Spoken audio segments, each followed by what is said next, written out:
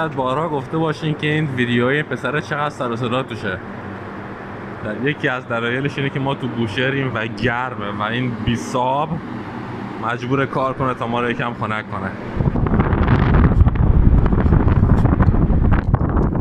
وگرنه میشه شرایط یکم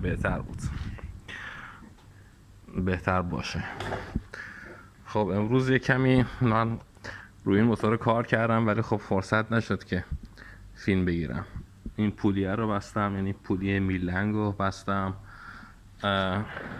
سوپاپا رو فیلرگیری کردم، همشون تنظیم. الان حالا طبق چیز خود شرکت سوپاپای هوا رو 20 صدم میلیمتر، سمت دود رو 30 صدم. فیلرگیری اون مقدار خلاصی هست که در واقع وقتی که موتور سرده در نظر میگیرن که وقتی موتور گرم شد چون منقبض میشه این خلاصی دیگه پر میشه. سوپاپای دود رو 30 میگیرن، اونا رو 20 میگیرن. البته برای این ماشین دیگه ممکنه که متفاوت باشه. بعد دیگه این کارا رو انجام دادم، اینو بستم، اینو فیلرگیری کردم. دیگه چه کار کردم؟ اینو که فیلم جوشکارشو دیدید اینو نصب کردم. و یه مشکل دیگه که پیش اومده اینه که اینجا یه ورودی آبه، این کوش، این از این ورودی آب میگیره میره تو اینتک، وارد این میشه. خب آب گردشی هم اینجا داره که فکر کنم برای اینی که وقتی موتور سرده هوای گرم برسه، یعنی زودتر موتور انگار گرم بشه. یعنی اون قسمتی از موتور که هوا رد میشه توش، مثلا اینتک، زودتر گرم میشه با آب رادیاتور، یا کلا برای اینکه هوا گرم وارد بشه. نمیدونم، ما همیشه سعی میکنیم هوا رو خنک کنیم، حالا نمیدونم قضیهش چیه، که با توجه به اینکه ما تو بوشهریم خب معمولا اینو حذف میکنن. حالا منم این مشکل برام پیش اومده که این ترکیده نور ایناش و یه تیکش تو این گیر کرده. حالا اینو فردا یه کارش میکنم، یا میبرم کلا کورش میکنم یا این سیستم رو راه میندازم. حتی فکر میکنم اگه کور بشه هم دردسرش کمتر، همین که با توجه به آب و هوای ما فکر کنم فکر بدی نباشه. خب میخوام این دلکو رو جا بزنم. دلکو جا بزنم هم یه جور تایمینگ داره. الان من حالا تقریبا تایمش هست، فقط باید این رو جا بزنم. برای تایم کردنش حالا موتور کلیسی داره، یه دونه شاخص اینجا هست دیده میشه، این چسبیده به ناخن من. این وقتی روبرو سیلندر قرار بگیره، روبروی صفر قرار بگیره، به این معنیه که خب سیلندر یک پیستونش تو نقطه مرگ بالاست. حالا نقطه مرگ بالا دو تا داریم، یکی تراکم یکی تخلیه. برای جا زدن این استاد باید سیلندر یک رو توی تراکم قرار بدیم، یعنی هر دو تا سوپاپا بسته.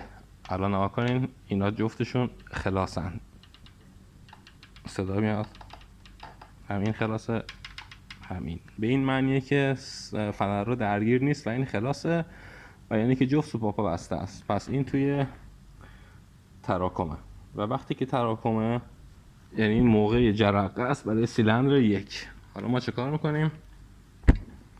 ما اینو درشو باز میکنیم، چکش برقشو نگاه میکنیم بیاد روی یک قرار بگیره. اینجا علامت داره. بذار من این وایرها رو در میارم، یه دست وایر هم باید بخرم براش.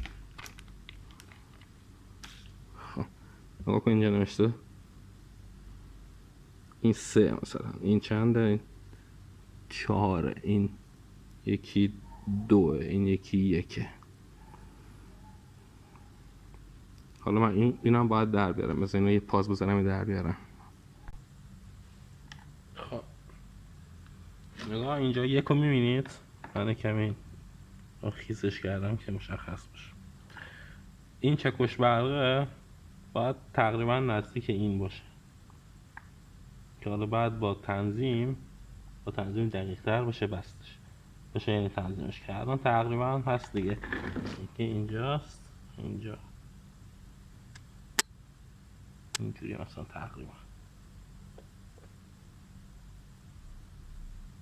تقریبا میفته روی چکش برق.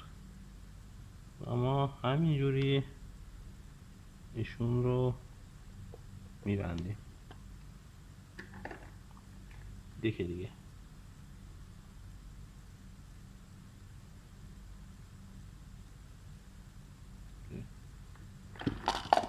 خب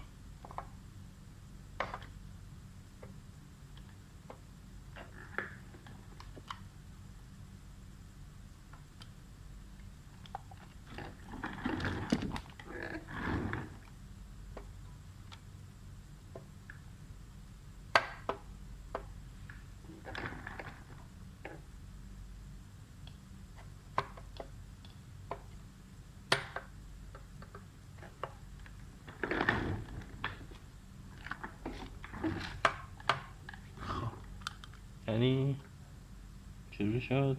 یک کمی فکر کنم کمی زیاد است، کم برش کردم.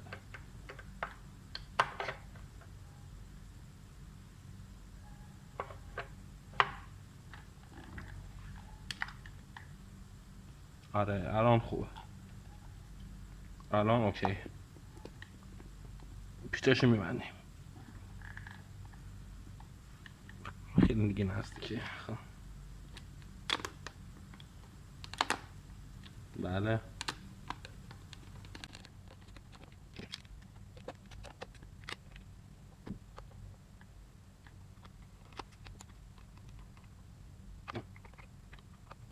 حل. حالا این پیچه رو میبندم که دیگه در نیست.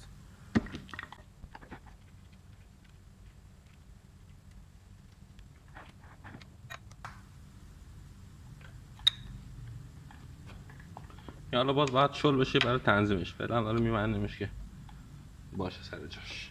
خب اینم بستن دلکو بود.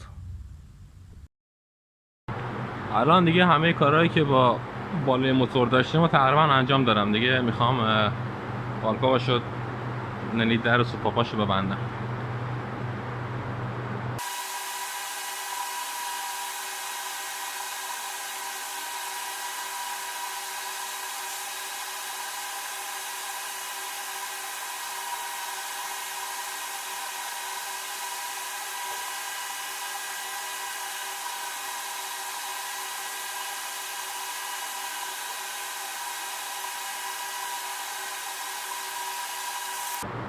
این دوتا هم هستن.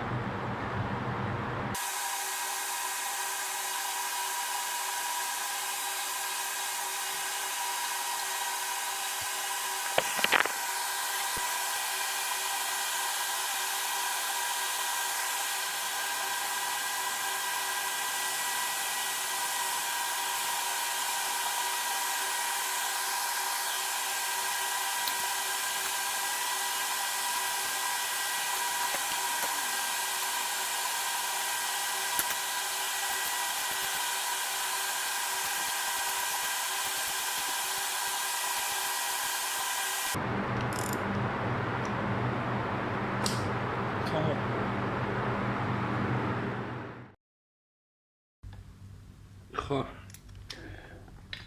سلام.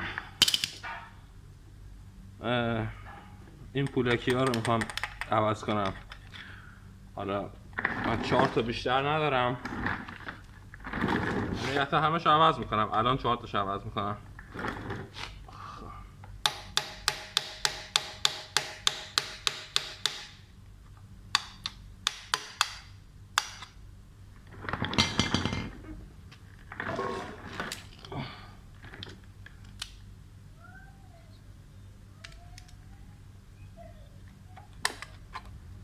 دیگه اولیش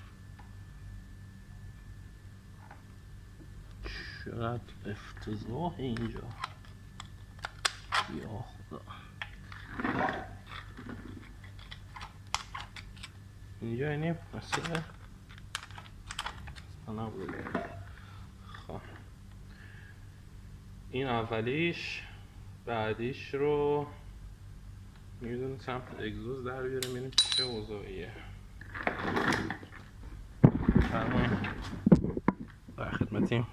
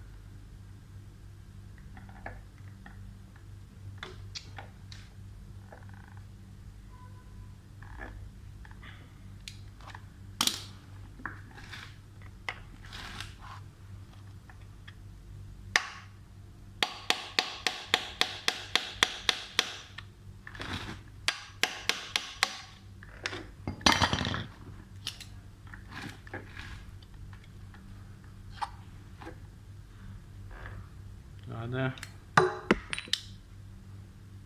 خب اون یکی هم دیگه‌ش هم در بیاریم. این رو در بیاریم سمت اگزوز.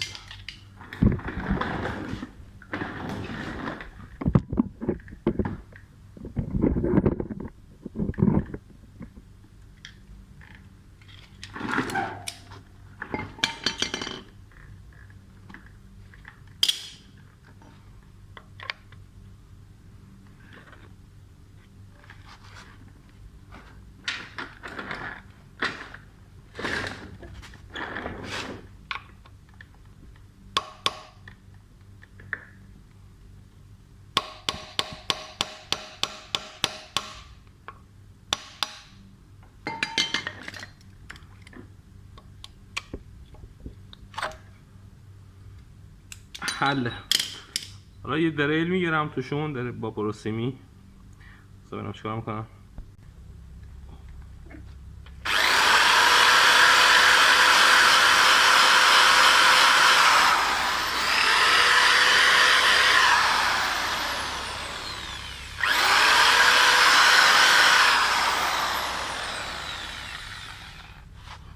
اون طرفی هم بازم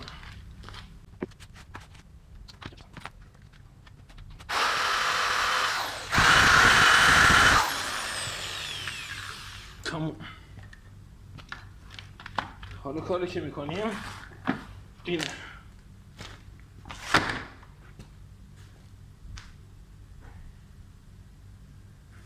واقعا گرم دارم پاره میشه.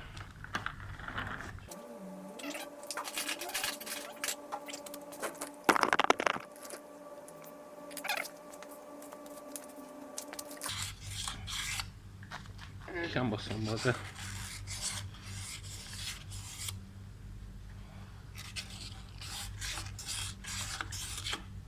کافیه.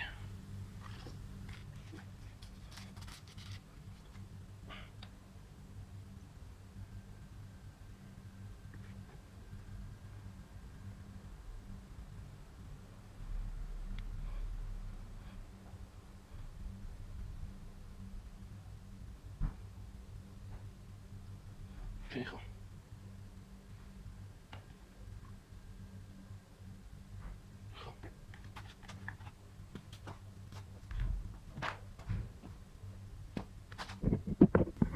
دیگه بقیهش به همین منوال دیگه. یه پاز میزنم.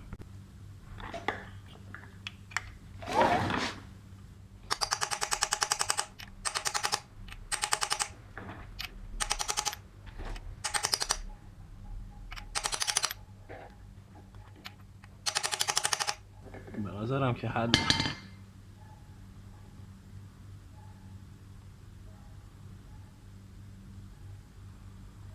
خب این اولیش. بقیهش دیگه فکر نمی‌کنم نیاز باشه که براتون حتما فیلم بگیرم، هم خوب دیده نمیشه، همین که فرآیندش همونه دیگه. حالا اینم تا اینجا اومدیم